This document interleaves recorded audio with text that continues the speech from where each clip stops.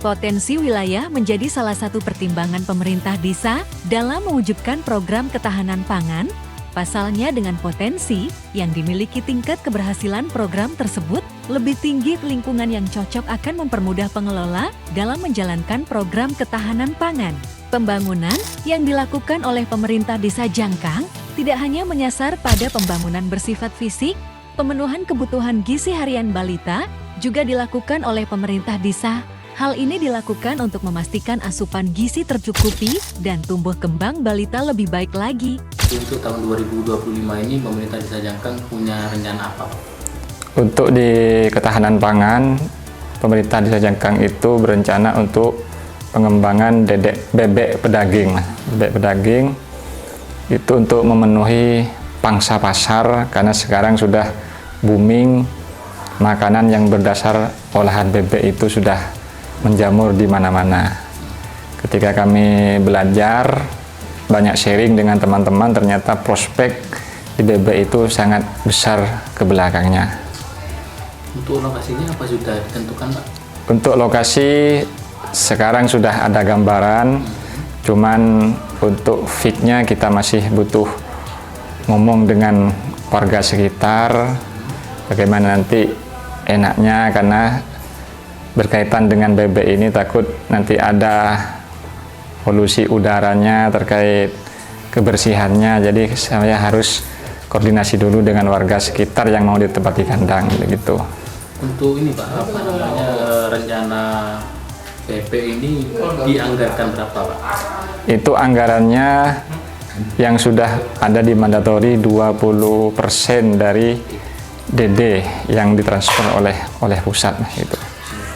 Pak, seandainya ini sudah terrealisasi, harapannya ke depan apa? Harapannya semoga ketahanan pangan ini dapat menyerap tenaga kerja dari penduduk lokal Desa Jangkang untuk perawatannya. Ya tentunya nanti masyarakat juga dapat income dari kegiatan ketahanan pangan itu. Dan mudah-mudahan harapan besar di budidaya bebek ini, mudah-mudahan PAD yang masuk ke pemerintah Desa Jangkang itu baik ke depannya gitu Mas. Untuk tahun 2024 sendiri Pak, ketahanan pangan di Desa Jangkang apa? 2024 di ketahanan pangan Desa Jangkang itu karena mandatori masih memperbolehkan untuk di jalan produksi pertanian, akhirnya kami buat jalan produksi pertanian yang ada di Dusun Jabun, kemudian pengadaan bibit padi dan bibit apokat Mas. Kalau jumlahnya mungkin tahu tidak untuk apokat berapa apokat? Apokat kemarin itu kurang lebih 2.500 apokat. Terus untuk bibit padinya kurang lebih 6 kuintal Mas, 6 kuintal ya.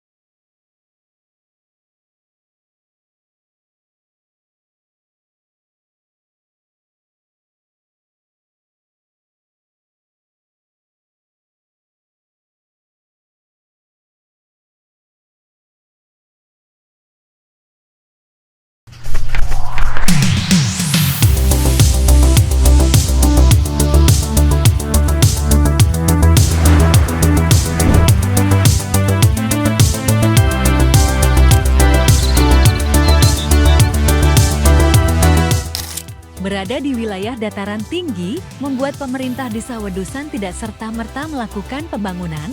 Perlu ada pertimbangan yang matang sebelum proyek fisik dilaksanakan, mulai dari fungsi, masa penggunaan, dan pemanfaatan hasil pembangunan. Pembangunan tersebut disesuaikan dengan ketersediaan anggaran desa. Oleh sebab itu, setiap pembangunan dilakukan berbasis kebutuhan warga desa, sehingga hasilnya lebih maksimal. Ketahanan pangan merupakan salah satu program yang terus direalisasikan setiap tahunnya. Dalam pelaksanaannya, pemerintah desa mayoritas mempertimbangkan potensi wilayah desa, baik potensi geografis maupun potensi sumber daya manusia SDM pengelolanya.